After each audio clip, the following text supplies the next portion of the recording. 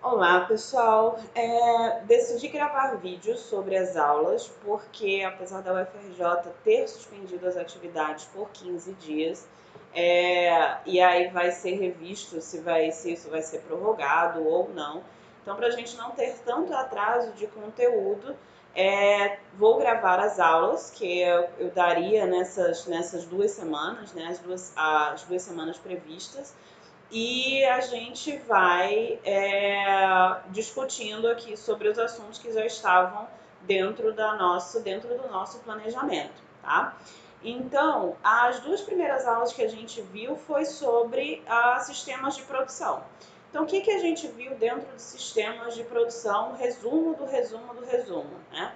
A gente viu que a gente tinha a entrada, tá? Os inputs, a gente tem o processamento e a gente tem as saídas. O que seriam as entradas? As minhas entradas seriam a parte da matéria-prima, os recursos necessários, as instalações e pessoas. Então, a gente, nas nossas discussões em sala, a gente dividiu basicamente nesses três grupos. E aí a gente tem o processamento, que seriam as atividades necessárias para que eu tenha uma saída, né? Para que eu tenha o meu output, que aí seria o meu produto ou serviço. Então eu tenho esse meu sistema de produção. E aí, só que aí a gente pensa o seguinte, ok, tem entrada, processamento e saída, tudo bem até aí. Só que para tudo que a gente vai ter uma saída, a gente tem que pensar em termos de prazo, tá? E aí é justamente que vem o nosso planejamento e controle da produção. Essa parte da disciplina, planejamento e controle da produção, vou estar sempre falando aqui PCP para vocês, tá? Que é como a gente chama o nome comumente conhecido entre nós da engenharia de produção. Então, sempre que eu falar PCP, entenda que eu estou falando sobre planejamento e controle da produção, tá? Então, para a gente começar, para que um sistema de produção ele transforme os insumos, né, que a gente dividiu em matéria-prima, instalações e recursos humanos, ele transforme isso em produtos, ele tem que ser pensado em termos de prazo e que planos são feitos e quais ações devem ser disparadas com base nesses planos e durante esse prazo para que esse planejamento ele venha a se tornar realidade. E aí não só em termos de sistemas de produção, a gente tem que pensar em termos de prazo, quais são os planos necessários, mas para tudo na nossa vida. Isso é uma parte que particularmente eu gosto muito dentro do planejamento e controle da produção, do PCP, porque muitas das coisas que a gente vê aqui que são aplicadas inicialmente, né, a indústrias, empresas e tudo mais, mas a gente consegue aplicar isso muito bem na nossa vida, tá? Então, por exemplo, se eu quero ir de um ponto A para ir para um ponto B, eu tenho que ter noção, ok, mas em quanto tempo, né? Quais são os planos que eu tenho que fazer para conseguir sair do ponto A para o ponto B? Então, aqui nessa nossa aula de PCP, a gente tem que pensar justamente a mesma coisa. Então, se eu tenho um sistema de produção, que eu tenho lá entradas e eu preciso ter uma saída, eu tenho que começar a pensar, ok, com quanto tempo e ok, quais são os planos, quais são as atividades necessárias, quais são os recursos que eu preciso ter para que eu consiga alcançar aquela saída ali, né? Sendo a saída o produto ou o serviço que a empresa ela tá trabalhando. E aí eu tenho agora algumas questões básicas do PCP, tá? Que o que eu coloquei aí foi o que produzir e comprar. Então, o que produzir é eu saber quais são as necessidades do meu cliente para eu saber o que eu tenho que produzir. O que é o meu core business, digamos assim? O que a minha empresa ela faz? O que ela sabe fazer? O que ela fornece para o meu cliente? E o que eu tenho que comprar, sabendo o que eu devo produzir, o que eu tenho que comprar para produzir isso, tá? Quanto produzir e comprar. Então, aqui eu tenho uma relação já de demanda. Então, por exemplo, eu tenho que ter noção, eu tenho que ter em mente, né? E aí vem justamente da previsão de demanda, que a gente não vai aprofundar aqui nesse nosso curso, mas para vocês ficarem cientes que a gente tem dentro do PCP só uma parte para fazer a previsão de demanda. Então, quanto que eu tenho que vender, quanto que está previsto eu vender do meu produto no ano que vem, ou daqui a 3 meses, daqui a 6 meses e tudo mais. Então, quanto produzir? E para eu produzir isso, quanto que eu tenho que comprar dos meus fornecedores? Quais são os insumos necessários que eu tenho para isso, tá? Que eu preciso para isso. Quando produzir e comprar? Ou seja, quando que eu tenho que entregar isso ao meu cliente? Com quanto tempo eu posso dizer para o meu cliente, se o meu cliente pediu X quantidades, eu vou ter isso pronto entrega, ou eu vou ter que dizer para ele assim, daqui a 15 dias isso está pronto. Como que vai funcionar isso, tá? Não é questão assim, se a gente vai ver um pouco mais para frente, mas não é questão de, por exemplo, sempre tem que ter pronta entrega ou vai ser sob encomenda e tudo mais. Obviamente, tudo depende da forma como a empresa ela tá agindo, né? Quais são as estratégias da empresa. Mas aí eu tenho que saber quando que o meu cliente ele vai ter aquela resposta, tá? E aí justamente quando produzir e comprar também são questões básicas do meu PCP. E a última, com que recursos produzir? Quais são os recursos necessários, né? Não só recursos físicos, de instalações e tudo mais, mas também de pessoal, que a gente discutiu também nas nossas 2 últimas aulas. Quais são os recursos necessários para eu produzir aquela minha saída, né? Para eu produzir aqueles produtos ou para eu conseguir produzir aqueles serviços, tá? E aí, essas questões básicas do PCP, que a priori elas parecem ser muito genéricas, mas elas vão tomando forma ao longo dessas nossas discussões aqui sobre planejamento e controle da produção, tá?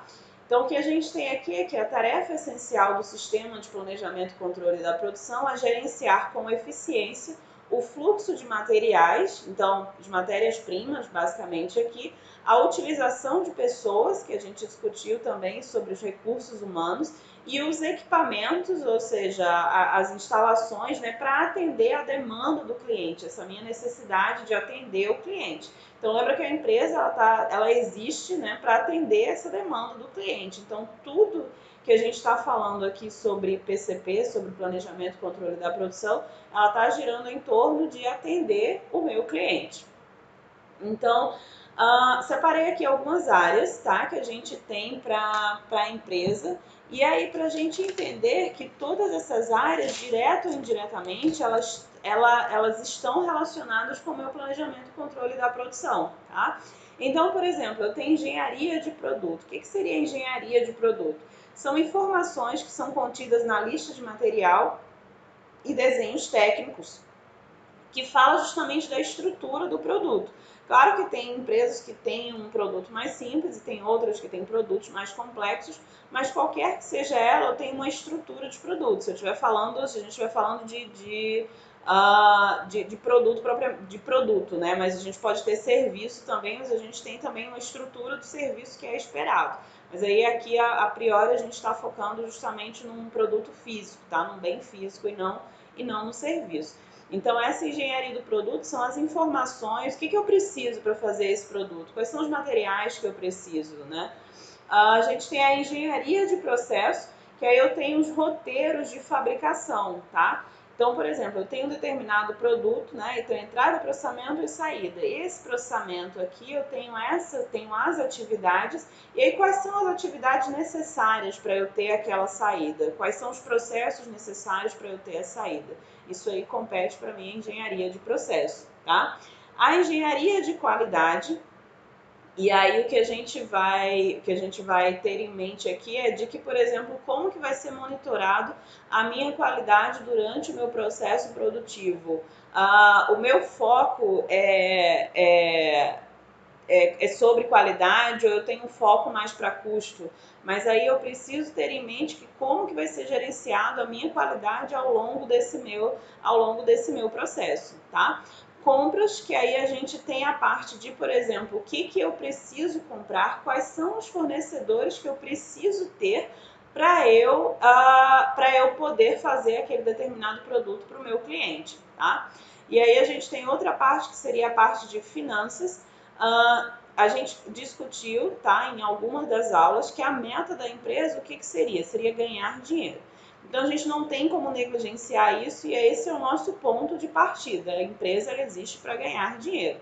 Se a empresa ela existe para ganhar dinheiro, a função da empresa de finanças, ela vai ser o meu balizador, ela vai ser o meu termômetro para indicar, olha, se a produção está indo bem, se a produção está indo mal, onde que eu preciso melhorar. Então, tudo, a minha parte de finanças, ela vai ser justamente o termômetro para dizer para a empresa se as coisas estão indo bem ou se estão indo mal, o que eu posso comprar, o que eu não posso comprar, uh, e, e, e esse tipo de coisa.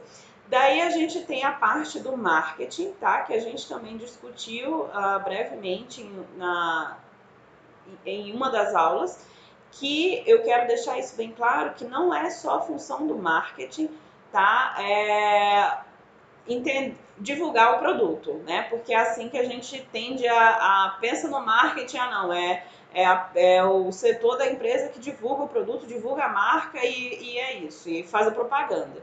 E aí a gente tem que ter em mente, deixar isso muito claro aqui, que também é a função do marketing entender quais são as necessidades do meu cliente, tá? E aí eu entendendo as necessidades do meu cliente, eu entrego isso para a engenharia de processo, para a engenharia de produto, fala, ó, meu cliente ele precisa disso, meu cliente ele quer isso, e aí junto com todos esses setores que a gente tem aí, que a gente está discutindo, o PCP ele vai justamente viabilizar isso, tá? É o planejamento e controle da produção, que ele vai viabilizar o desejo do meu cliente. Então, meu cliente quer X, então vai passar por vários outros setores da empresa, e é o PCP que vai transformar esse desejo do cliente, digamos assim, em algo tangível, no produto propriamente dito.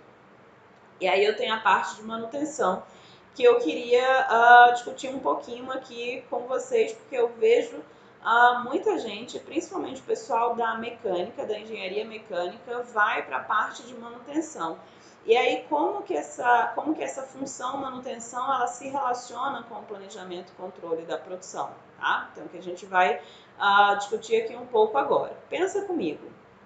Quando a gente fala em manutenção, pode ser que a primeira coisa que venha na nossa mente seria, por exemplo, conserto, tá? Mas aí a gente precisa entender que a gente tem basicamente 3 tipos de manutenção.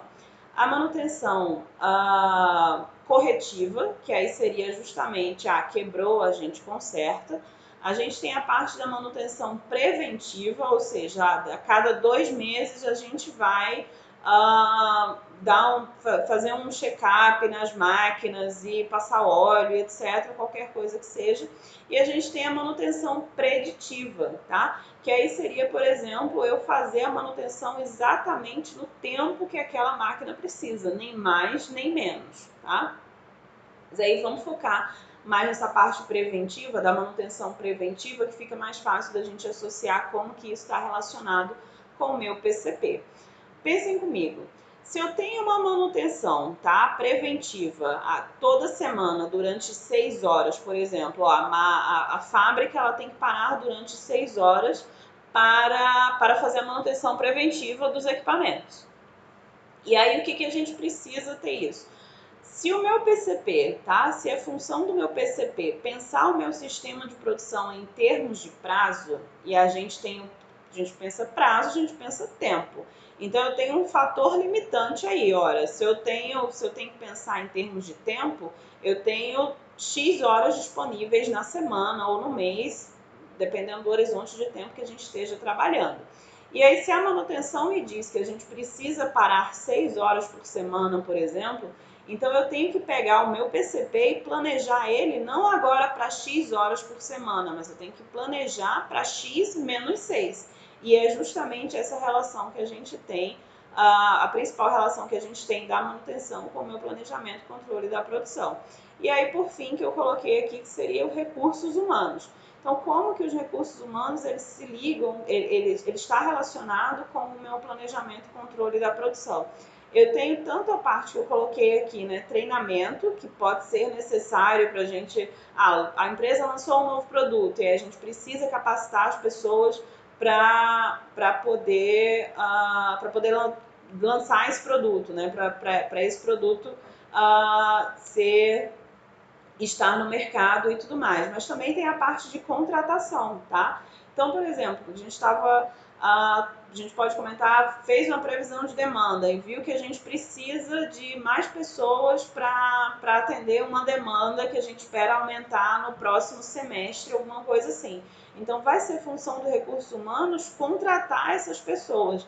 E a mesma forma, o contrário, se eu vejo se tá tendo uma diminuição de demanda ou se eu vou ter, se já é esperado uma certa diminuição de demanda num determinado horizonte de tempo, é função do recursos humanos também verificar se, por exemplo, poxa, será que eu posso reduzir o pessoal? Será que é necessário reduzir o pessoal?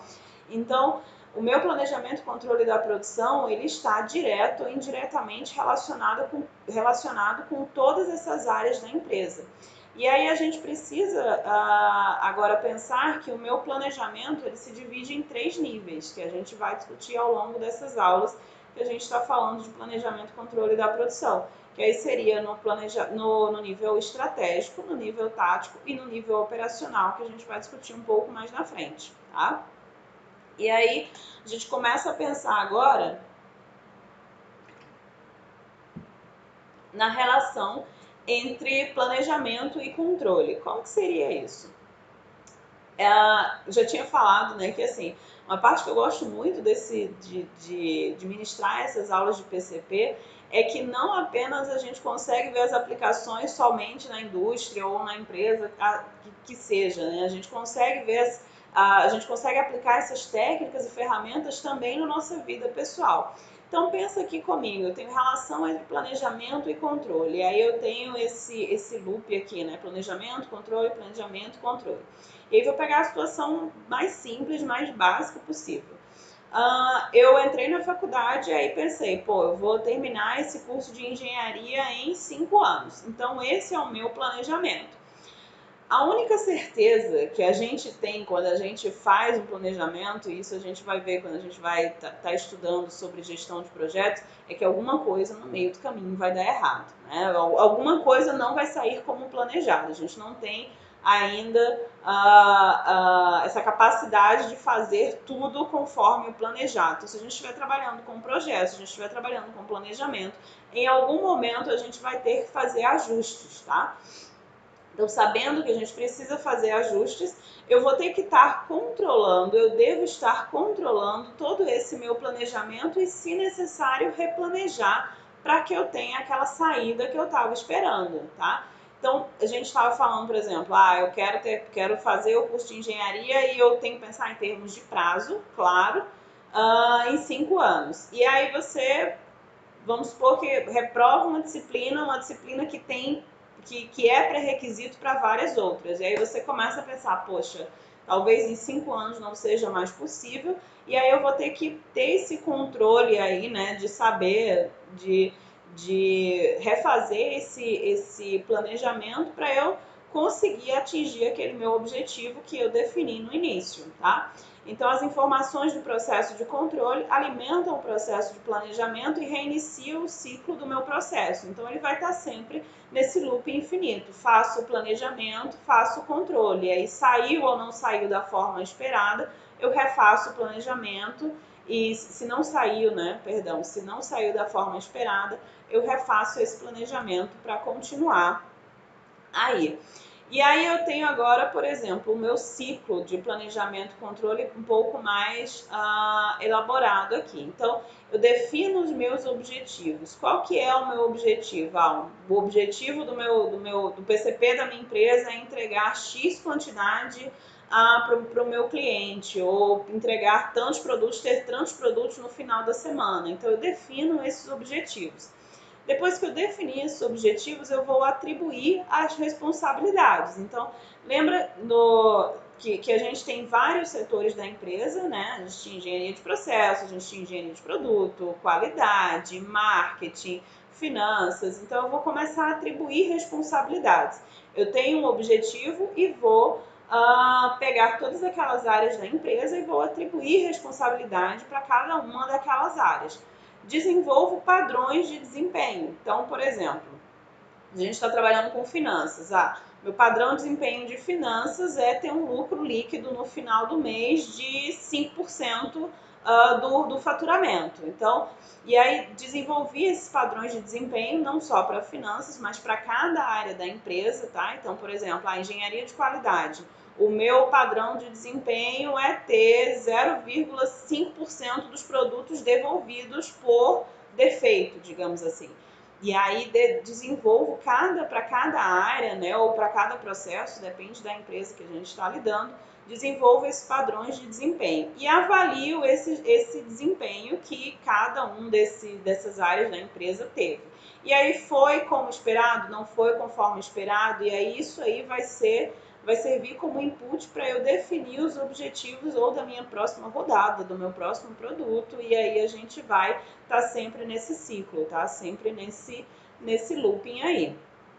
E aí um componente de sistema de controle que a gente tem aqui são os objetivos, que a gente já tinha discutido, a gente discutiu agora, as formas como que é executado, né, esses objetivos. Então, esse processo de execução, vão gerar atividades, tá? Então, eu preciso saber quais são as atividades necessárias para eu atingir aquele meu objetivo. Pegando algo muito simples aqui do nosso dia a dia, por exemplo, eu tenho o objetivo de me formar em engenharia em 5 anos. Então, o processo de execução vai ser eu passar no vestibular, fazer Enem, etc. e tal, e agora eu preciso pensar quais são as atividades necessárias para que eu consiga atingir aquele meu objetivo. Então, quais são as atividades necessárias para eu conseguir me formar em engenharia? Eu tenho que cumprir todos os créditos, eu tenho que fazer um estágio, eu tenho que fazer um trabalho no final do curso, eu tenho que fazer algumas horas e tudo mais, nas horas complementares, etc. E aí, quais são os resultados que eu gerei a partir dessas atividades que foram necessárias para eu atingir o meu objetivo? E aí a gente tem aí um processo depois de resultados, né? Eu tenho uma comparação de acordo com aquele plano que eu fiz no início. Poxa, eu tinha planejado 5 anos, mas foi realmente isso? Eu tinha planejado conseguir um estágio no 5º período, mas foi realmente isso? Então, para isso, a gente precisa ter esses padrões, tá? Para isso, a gente precisa ter, quando eu definir os meus objetivos, ter os meus padrões de desempenho, como a gente estava vendo no slide anterior. E aí, quando a gente tem esse processo de comparação, a gente tem aqui também um processo de feedback e ação corretiva. Se eu estabeleci um padrão no início, não quero reprovar em nenhuma disciplina, e aí eu pego isso aqui, esse padrão que eu estabeleci no início e vejo que não foi conforme esperado, eu tenho que criar uma ação corretiva aí. Então, por exemplo, falei isso, mas aí vamos pegar agora um exemplo da fábrica. Então, a gente estabeleceu que a gente só queria 1% de mercadorias devolvidas por motivo de defeito, né? O cliente viu lá que, tá com defeito e devolve para a empresa, e eu queria que esse número fosse no máximo, o padrão que eu estabeleci, que esse número fosse no máximo de 1%. E aí a gente espera 1 mês, 2 meses, 3 meses, de acordo com como que vai ser esse feedback da empresa, e eu vejo que esse número não foi de 1%, estava em 5% o meu processo de devolução desses produtos. E aí eu começo, vamos ver aqui, a gente tem já uma informação que está gerando um feedback e eu preciso ter ações corretivas. Se a gente tinha estabelecido 1% de devolução por defeito, por que estamos com 5%? O que está dando errado? O que está faltando para a gente conseguir atingir esse nosso objetivo? Então, a gente tem justamente essa parte aqui de feedback e ação corretiva, que é super importante quando eu estou estabelecendo o meu sistema de controle, tá? E aí, quando a gente pensa dentro da indústria, né, do processo industrial, do processo de fabricação, o que a gente precisa ter em mente é que, à medida que a minha demanda ela se torna mais diversificada e os meus lotes diminuem, as funções de planejamento elas começam a ficar mais complexas. Aí você pergunta, como assim? O que significa isso? E aí vamos pensar. O que seria mais fácil, tá, para o meu PCP ele administrar, para o meu planejamento e controle da produção administrar? Se a minha fábrica ela faz só um tipo de produto, e aí coloquei aqui uma foto de cerveja, ela faz só um tipo de cerveja, ou se a minha fábrica ela faz 10 tipos de cerveja com tantos tamanhos diferentes para cada tipo de cliente. Aí o cliente, dependendo de a quantidade que o cliente vai pedir, ele ainda consegue customizar o rótulo e tudo mais. Imagina, tá? O nível de complexidade que eu tenho nessas duas situações. Uma, vamos supor, uma empresa que ela produz 3 tipos de cerveja, tá? E a outra que a empresa ela produz 20 tipos de cerveja com vários tamanhos e com ainda a possibilidade de customizar o rótulo, por exemplo. Então, à medida que a minha demanda ela vai se tornando mais diversificada, os meus lotes eles diminuem, porque antes eu tinha 3 cervejas aqui, eu podia fazer lotes muito grandes, né? E agora eu tenho muito mais cervejas e aí esses lotes diminuem, tá? Então a minha função de PCP ela começa a ficar mais complexa. E aí a gente tem que tomar mais cuidado quando o PCP está lidando com esses lotes que são menores, tá? Com essa demanda que ela é muito diversificada. Não que, por exemplo, no primeiro caso, eu só tenho 3 tipos de produto, não que o PCP ele deva ser negligenciado, mas o que eu estou falando aqui é que o PCP, quando a gente tem essa demanda muito diversificada, vai ser muito mais complexo eu administrar isso aí, tá? E aí a gente vem agora para horizontes de planejamento. Vocês lembram que lá no iniciozinho eu tinha falado, ó, a gente tem os níveis, né, estratégico, a gente tem o nível tático e a gente tem o nível operacional e daqui a pouco a gente vai ver como que funciona isso. Então o que a gente precisa ter em mente agora é o seguinte: quando eu estou pensando em longo prazo, tá? E entendam aqui, longo prazo para o meu planejamento e controle da produção, a gente está falando num período entre 1 ano e 2 anos, tá? A gente normalmente arredonda para 1 ano esse nosso PCP. E aí a gente tem, quando a gente está pensando no longo prazo, a gente tem as atividades do plano agregado, que é o meu plano estratégico, que é o que a gente vai começar a ver agora. Então, os objetivos do meu longo prazo é a previsão de vendas de longo prazo, que é a ILP que está aí no slide, e eu tenho que começar a ver o quê? A minha capacidade da produção.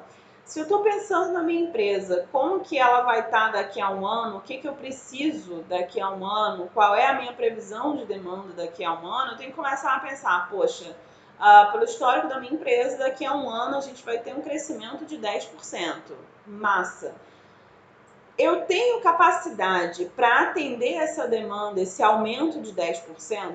E aí a gente começa a pensar, poxa, eu tenho, ok, eu não tenho, o que eu tenho que fazer para atender essa demanda, para eu não deixar de atender essa demanda, tá? E é justamente que vem aqui nesses objetivos de longo prazo a previsão da capacidade de produção. Eu começo a ver qual é a minha previsão de vendas e eu vejo se eu tenho condições de atender. Se eu tenho condições de atender, ok. Se eu não tenho, o que eu posso fazer para conseguir isso? Tá? Então, isso aí tem que ser pensado no longo prazo. Daí a gente vem agora para o médio prazo, que aí as atividades ela é do programa mestre da produção pensada no nível tático, que é um nível abaixo do nível estratégico, que tem como objetivo a previsão de vendas de médio prazo e os meus pedidos que eu já tenho firmes em carteira. Daí vamos dar uma pausa aqui. Quando a gente está pensando, tá, dentro de uma fábrica, quando a gente está pensando no longo prazo, daqui a 1 ano, 2 anos, não que isso não aconteça, mas não é comum a gente ter, por exemplo, não sei o que meu cliente, eu não sei quais os pedidos que o meu cliente vai querer daqui a 1 ano. Esse é o normal, tá? Só para a gente conseguir entender esse horizonte de planejamento aqui. Mas, quando a gente começa a avançar no tempo, né, ou começa a ter esse médio prazo, que a gente coloca ali no PCP em torno de 6 meses, e aí a gente começa a ver que, por exemplo, poxa, o meu cliente, eu já tenho aqui, eu já sei que o meu cliente, ele quer uma certa quantidade para eu entregar em julho. Eu já tenho o que a gente chama no PCP de pedidos firmes em carteira. ou seja, eu já tenho a sinalização do meu cliente que, olha, o meu cliente em julho, estamos em março agora, o meu cliente em julho ele quer uma quantidade X de produtos. Então eu vejo que nesse médio prazo, quando a gente tem aí as atividades do programa Mestre de Produção, eu já começo a ter esses pedidos em carteira e eu começo a gerenciar começo a planejar essa minha capacidade de uma forma melhor, mais tangível, digamos assim, do que eu tinha no longo prazo, tá? E aí, no curto prazo, é a minha programação detalhada, é o dia a dia mesmo, é aquela coisa de minha programação da semana. O que a gente vai produzir nessa semana, o que a gente vai produzir na próxima, esse mês, como é que vai ser. Já tenho pedidos firmes ali, já tenho todos os clientes que estão sinalizando o que eu quero, o que eu não quero. E aí, o meu objetivo nesse curto prazo, né, que é um nível mais operacional do meu PCP, é justamente vendas e produção, ou seja, quais são as vendas que eu tenho e o que eu tenho que produzir. Vendas, produção, vendas, produção. Um horizonte mais curto de tempo é o dia a dia ali, é a semana dentro da minha indústria, tá? Então, o que a gente tem aqui? No longo prazo, a gente começa a ter a questão de famílias, né? Tá mês 1, 2 e até o 12 lá, tinha falado para vocês, a gente estava pensando mais na questão de ano. A gente fala PCP longo prazo, a gente está falando basicamente num planejamento anual. Daí a gente tem no médio prazo, essas semanas aí, a gente já começa a enxergar um horizonte de tempo mais desagregado, tá? No curto prazo a gente começa a pensar em semanas e no curtíssimo prazo são as operações ali do dia a dia, o que eu vou produzir hoje e amanhã, o que eu vou produzir nessa semana em específico, eu já tenho aí que pensar nessa questão do curtíssimo prazo. Então a gente vê aqui que, por exemplo, eu tenho um longo prazo até o curtíssimo prazo e eu tenho aí o nível de desagregação. O que antes eu pensava em famílias de produto, né? Agora no dia a dia eu já começo a ver as operações, tá? Então, o que a gente tem aqui uma hierarquia do PCP. O plano de produção gerado ele é pouco detalhado e normalmente trabalhado com famílias de produto. Então, quando a gente vem aqui no slide anterior, nesse longo prazo aqui a gente está trabalhando com famílias. Então, por exemplo, eu tenho famílias de produto água e refrigerante, por exemplo. Essas são as famílias de produto que eu tenho que a gente está pensando no longo prazo. E a ligação com a estratégia de produção para atingir os critérios competitivos que a gente tinha discutido na aula anterior, dos objetivos de desempenho, tá? Então, a gente tinha lá os objetivos de desempenho de custo, qualidade, confiabilidade, rapidez e flexibilidade. Então, eu tenho a minha estratégia de produção, junto com esse planejamento agregado, para atingir quais critérios competitivos são mais importantes para a empresa, tá? Aqui não é questão de, por exemplo, esse critério é melhor que esse, mas o que a empresa está focando, o que ela está dizendo que é importante, o que é mais importante para ela dentro desses critérios competitivos que a gente tem, tá? E aí, como não existe uma homogeneidade entre as unidades, as quantidades podem ser medidas em valores financeiros. O que significa isso? A gente não está trabalhando com famílias de produto, tá? Então, por exemplo, vamos supor que a gente tem famílias de produto a gente tem famílias de produtos de bebidas alcoólicas e bebidas não alcoólicas, tá?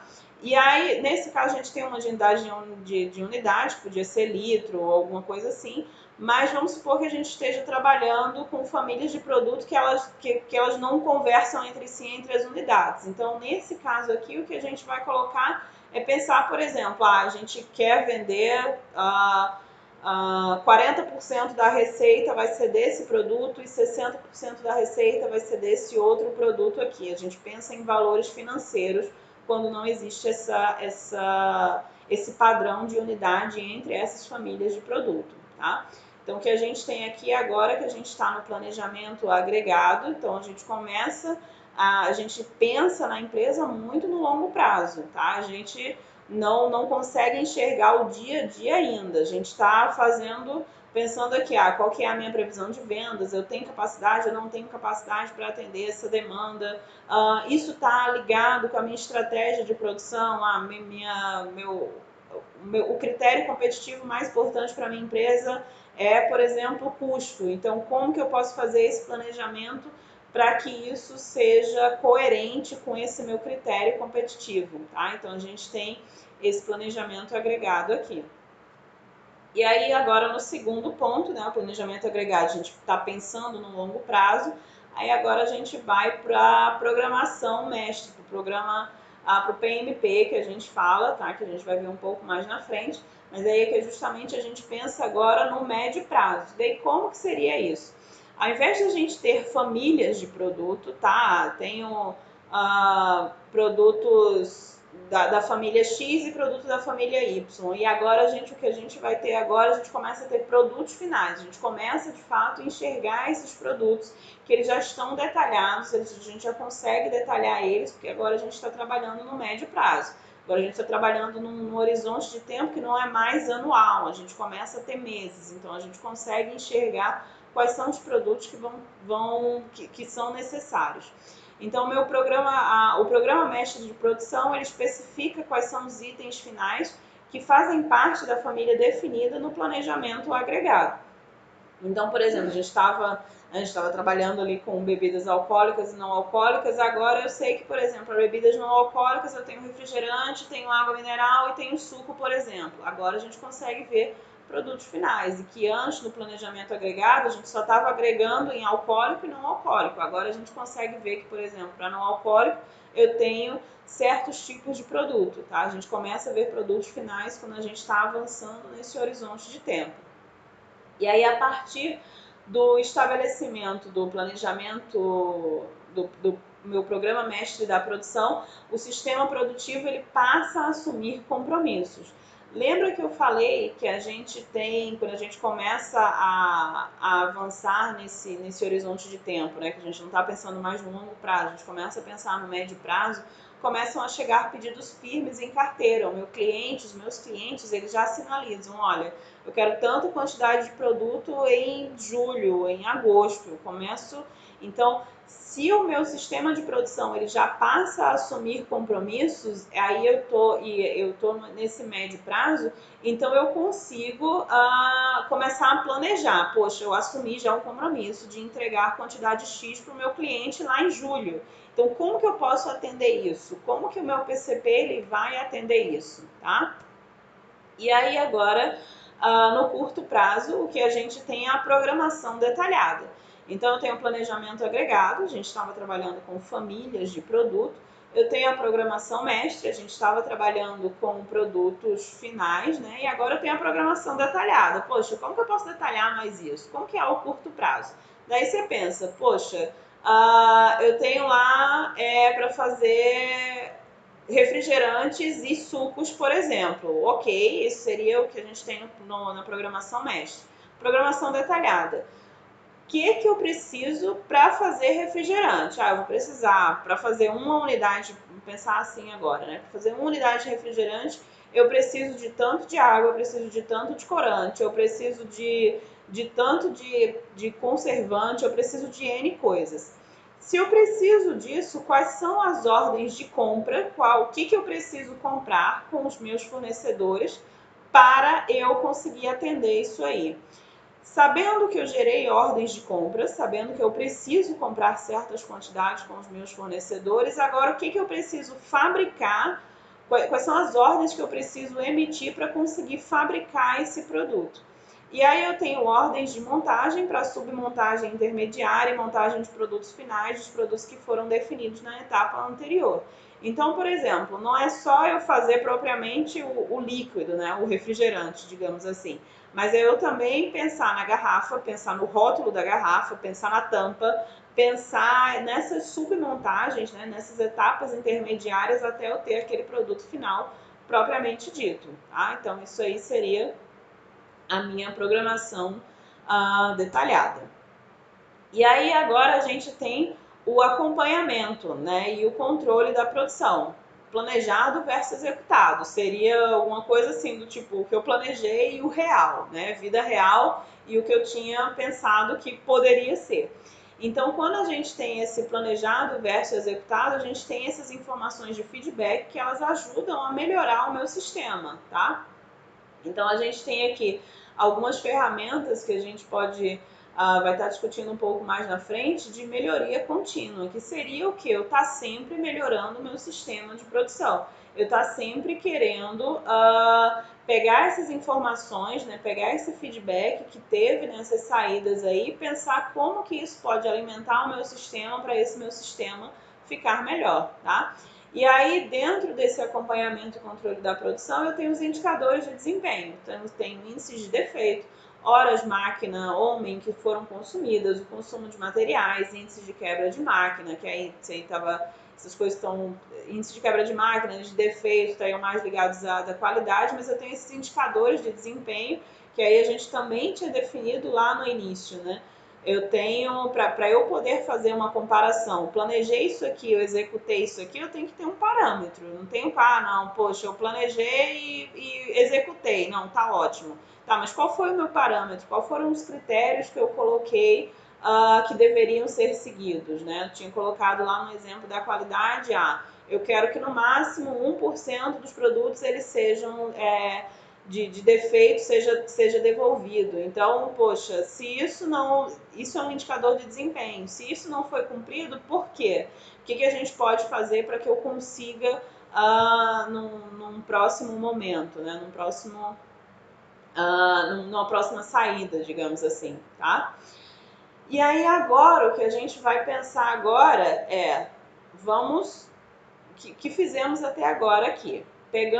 Estamos trabalhando com planejamento e controle da produção, e aí pensamos aqui no longo prazo, no nível estratégico, pensamos no médio prazo, no nível tático, e falamos também no curto prazo, no nível operacional. O que a gente vai ver agora, a gente vai pegar agora esse planejamento estratégico da produção, tá? Como que a gente divide esse planejamento estratégico da produção? Em missão e visão corporativa, estratégia competitiva, estratégia funcional, táticas funcionais e operações funcionais, que a gente vai estar vendo aqui agora. Então, planejamento estratégico da produção, vamos começar com missão e visão corporativa, tá? E aí, o que a gente pode colocar aqui seria a missão, visão e valores, que aí, se a gente começa a observar, muitas empresas, elas colocam isso aí logo no site, a missão da empresa, qual é a visão da empresa, quais são os valores, e a gente vai entender como que isso está relacionado com o PCP e como que isso pode impactar no dia a dia da empresa, tá? Então, missão e visão corporativa, por definição mais simples aqui, seria as bases sobre as quais a empresa ela está constituída. Qual a razão da sua existência, tá? Eu costumo dizer que é mais ou menos assim, olha, a razão da existência da empresa para ganhar dinheiro, obviamente, mas aí a missão e visão é como que ela está fazendo isso, qual que é o diferencial dela no mundo e como que ela se vê no mundo, tá? Então, missão seria a definição do negócio atual, qual é a dor que a empresa ela busca resolver, digamos assim, e a visão é a filosofia gerencial da empresa para administrar esse negócio e expandir no futuro. Como que a empresa ela enxerga no futuro. Então, qual o escopo do negócio, qual a essência do negócio, qual o sentido e intensidade do crescimento que está buscando e como se propõe a atender às necessidades dos clientes ou qual a dor que ela quer resolver, tá? Então, essas questões, elas vão me ajudar a responder qual a missão e qual a visão da empresa, tá? E aqui eu separei a missão e visão de algumas empresas. A primeira foi da Fiat, que a missão seria desenvolver, produzir e comercializar carros e serviços que as pessoas prefiram comprar e tenham orgulho de possuir, garantindo a criação de valor e a sustentabilidade do negócio. Então, missão, definição de negócio atual é como a Fiat ela se vê. A missão da Fiat é desenvolver, produzir e comercializar carros. Então, ela diz que essa é a missão dela, por que ela existe, né? Essa é a dor que ela busca resolver. E a visão, onde ela quer chegar, onde ela se imagina, é estar entre os principais players do mercado e ser referência de excelência em produtos e serviços automobilísticos. Então, isso é a visão dela, isso é onde ela quer chegar, isso é o que ela enxerga para ela, tá? E aí, missão e visão corporativa, eu peguei de outra empresa aqui, por exemplo, da Eletrobras. Qual que é a missão que a Eletrobras ela coloca para ela? Ela diz que a missão dela, como que ela se vê hoje, é atuar nos mercados de energia de forma integrada, rentável e sustentável. E aí o que eu acho legal da visão da Eletrobras é que ela coloca assim, ela coloca visão 2030. É como se ela colocasse assim, ó, é onde a gente quer chegar até 2030, tá? E porque eu particularmente acho isso bem interessante.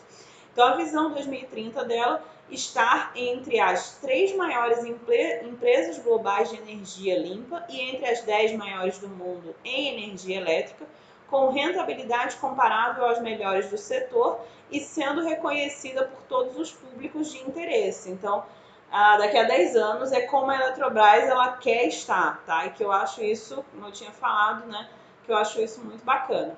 E aí, no site da própria Eletrobras, ela também menciona os valores. Então, é como se ela dissesse assim, olha, eu quero alcançar isso aqui, essa visão, essa é a minha visão, onde eu quero chegar, mas para isso eu tenho os meus valores, eu tenho até o que norteia a minha empresa, né?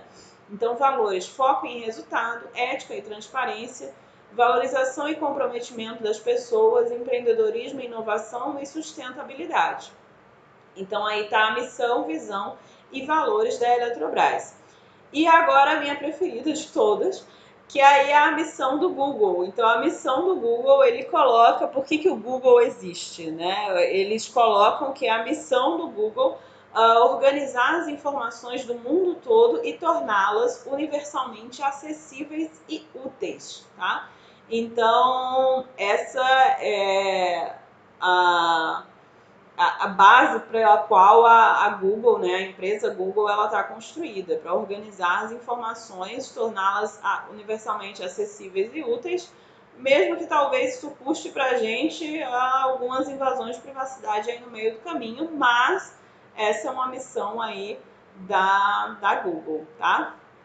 Então, a gente estudou agora aqui, né, missão e visão corporativa, e agora a gente vai para a estratégia corporativa. O que seria isso? A minha estratégia corporativa ela define quais são as áreas de negócio que a empresa deverá atuar e como a mesma deve adquirir e priorizar os recursos corporativos no sentido de atender às reivindicações de cada unidade de negócios.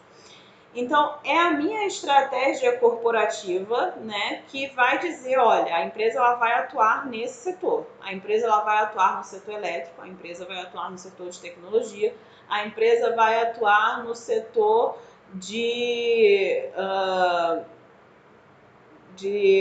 refrigeração, a empresa vai atuar nesse setor. Então, é a estratégia corporativa que faz com que diversos negócios da empresa ela tenham um objetivo em comum, evitando superposições e estimulando a colaboração entre as unidades de negócio. A Whirlpool, eu gosto de colocar o exemplo da Whirlpool aqui, porque nem todo mundo conhece a corporação, né, a Whirlpool. Mas aí quando eu coloco as unidades de negócio que a Whirlpool tem, todo mundo conhece. E aí por que eu coloco a Whirlpool? Porque é justamente o que a gente vai ver aqui, essa estratégia corporativa. Então a Whirlpool ela define quais são os negócios que a empresa deve atuar. A empresa vai atuar na área de negócios de eletrodoméstico. Então, essa é a área da empresa que ela vai atuar e como que isso, os diversos negócios da empresa ela tem um sentido em comum, ela tem um objetivo em comum que está sendo norteado pela estratégia corporativa dessa empresa, tá? E aí agora a gente tem a estratégia competitiva e agora vai fazer sentido porque eu coloquei a Whirlpool ali, tá? Quando a gente está falando de estratégia corporativa, a gente pensa na Whirlpool, tá? É a minha aqui, a área de negócio que a empresa definiu que deve atuar. E aí agora eu tenho, por exemplo, a Brastemp e eu tenho a Consul. São duas empresas, tá? São duas unidades de negócio dessa empresa Whirlpool. Nem todo mundo vai conhecer a Whirlpool, mas todo mundo conhece a Brastemp e a Consul. E aí, o que eu acho o que eu acho engraçado, que eu observo, daí se você, em algum momento da sua vida, precisar comprar um eletrodoméstico, sempre vai ter, se você for numa loja física, né? E aí sempre vai ter um vendedor que vai falar assim, ah não, compra Consul é a mesma coisa da Brastemp, é a mesma fábrica, é a mesma coisa. Mas o que as pessoas não sabem é que não é a mesma coisa, faz parte do mesmo grupo de negócios, tá? Que é o Whirlpool, que é nessa parte de eletrodoméstico, refrigeração, principalmente refrigeração, né? Mas são empresas completamente distintas, tá? Não completamente, elas têm, digamos, essa mãe em comum que é o Whirlpool, mas são empresas que elas diferem muito na questão dos objetivos de desempenho. Por exemplo, se eu estiver falando, olha, eu quero um eletrodoméstico de melhor qualidade, isso a Brastemp ela fez muito bem em campanhas aí passadas, e aí você fala assim, Brastemp, né? Não é uma Brastemp, mas dá para o gasto. Então a Brastemp ela tem um foco, né, um critério de desempenho muito mais voltado para essa questão de qualidade, enquanto, por exemplo, para a Consul, ela não é que ela deixa a qualidade em terceiro plano, mas é que, por exemplo, ela busca ali um equilíbrio muito maior entre custo e benefício. Então, se você for comprar um eletrodoméstico, sei lá, um fogão que seja, você vai ver que o da Brastemp ele vai ser bem mais caro, porque aí vai ter um design um pouco mais diferenciado, a garantia pode ser maior, mas ela está focada num cliente que está preferindo a qualidade do produto. E já a Consul é mais uma relação de custo-benefício mesmo. Não digo nem custo sozinho, porque tem outras empresas que vendem muito mais barato eletrodoméstico do que a Consul, por exemplo. Então é como se a Whirlpool ela não deixasse que ela tivesse o norte de que, por exemplo, eu quero oferecer produtos de qualidade para o meu cliente, mas se ele quiser um nicho específico de muita qualidade, etc e tal, ele vai na Brastemp, e se ele quiser uma relação um pouco mais de custo, que ele estiver priorizando mais no custo, mas também no benefício do produto, ele vai escolher a Consul. E aí as empresas elas fazem isso, né? E tem vários casos, a Brasil Foods, etc., faz isso também, de empresas que elas dividem o mercado justamente para atingir um público maior de consumidor, tá? Então a Brastemp e a Consul, a Whirlpool faz isso com a Brastemp e a Consul. Então a estratégia competitiva seriam as unidades de negócios, são organizações semi-autônomas, ou seja, a Brastemp e a Consul ali dentro de uma corporação, dentro da Whirlpool, que atua em uma determinada área de negócios, que aí a priori era a Whirlpool na área de refrigeração. Então, bases nas quais os diferentes negócios da empresa irão competir no mercado, quais são as metas de desempenho. Então, a meta de desempenho da Brastemp é diferente da meta de desempenho da Consul. E aí as estratégias que serão formuladas para as várias áreas funcionais do negócio, no sentido de suportar a competição e buscar tais metas. Então, não é o objetivo, por exemplo, da Brastemp, o objetivo da Brastemp é destruir a Consul e ficar só ela no mercado. Não, muito pelo contrário. O objetivo é achar um equilíbrio e atender e ter uma fatia de mercado muito maior, né? De conseguir atender, de ter uma fatia de mercado ali para atender muito maior do que se tivesse só a Consul ou só a Brastemp dentro desse grupo da Whirlpool, tá? Então, a estratégia competitiva que a gente precisa ter em mente agora é que, em teoria, existem 3 estratégias genéricas que podem ser empregadas pelas empresas na competição de mercado. Liderança em custo, que é você conseguir vender o teu produto mais barato possível, né? Não necessariamente o mais barato do mercado, mas o mais barato possível. O teu cliente ele vai ser muito sensível à questão do preço, diferenciação e focalização. Então, essas 3 estratégias genéricas, elas vão definir como o teu sistema produtivo irá atuar. Lembra quando a gente estava estudando sistema de produção, eu coloquei 2 exemplos de caneta, tá? Então, tinha lá a Montblanc e tinha lá a caneta Bic. Então, por exemplo, a caneta Bic, ela está focada numa estratégia de quê? De só e somente só de custo. Você não vai comprar uma caneta Bic, porque é a melhor caneta da vida. Não, você vai comprar a caneta Bic porque tu não quer pagar mais que R$2 naquela caneta. E aí, quando a gente pensa na Montblanc, que a gente está pensando, por exemplo, aquela estratégia ali de diferenciar, aquela estratégia para de como o sistema produtivo vai atuar, vai estar muito voltado para focalização. Eu tenho um foco, eu tenho naquele nicho específico de cliente, tá? Então, por exemplo, você não vai ver uma Montblanc vendendo numa papelaria ali no fundão, não faz sentido. Tu vai ver uma Montblanc vendendo em shopping, em lojas caras e etc e tal, porque aquele ali é o objetivo da empresa, é o foco da empresa, né? É uma estratégia de focalização que está definindo como o sistema produtivo irá atuar, tá? E aí o que a gente tem aqui? Na liderança em custo, a empresa está buscando a produção com o menor custo possível, podendo com isso praticar os menores preços do mercado e aumentar o volume em vendas. Então a gente tem aí sistemas de produção que são voltados, sistemas de produção contínua e em massa. Na estratégia de diferenciação, a gente busca exclusividade em alguma característica do produto que seja mais valorizada pelo cliente. Então a gente começa a ver aí, por exemplo, não vai ser o produto mais barato do mercado, mas ele tem alguma diferença ali que faz com que o cliente ele prefira aquele produto ao invés de outro. O cliente ele não está tão sensível ao custo assim, tá? Ele está buscando alguma característica diferente ali naquele produto ou serviço. Ele está disposto a pagar um pouco mais por isso.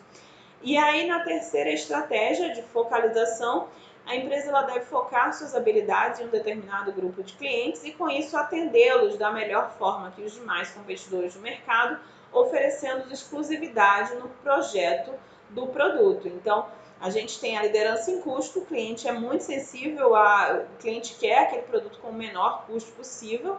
Na diferenciação, o cliente ele busca alguma exclusividade, alguma diferenciação naquele produto, e na focalização, o cliente ele ignora o preço, ele está disposto a pagar mais por isso, mas ele quer ter um produto mais exclusivo, ele quer ter um produto que seja realmente, que atenda realmente aquele nicho de mercado, tá? Então a empresa ela deve focar nisso, deve focar num determinado grupo de clientes. E aí a gente termina essa aula sobre, a gente começou o planejamento e controle da produção, estamos nessa parte de planejamento estratégico da produção, e a gente precisa entender as estratégias, né, que estão relacionadas aí com as empresas, e para a gente entender como que isso vai se ligar depois lá no final, nas operações do dia a dia das empresas, tá? E aí a gente continua na próxima aula sobre planejamento e controle da produção.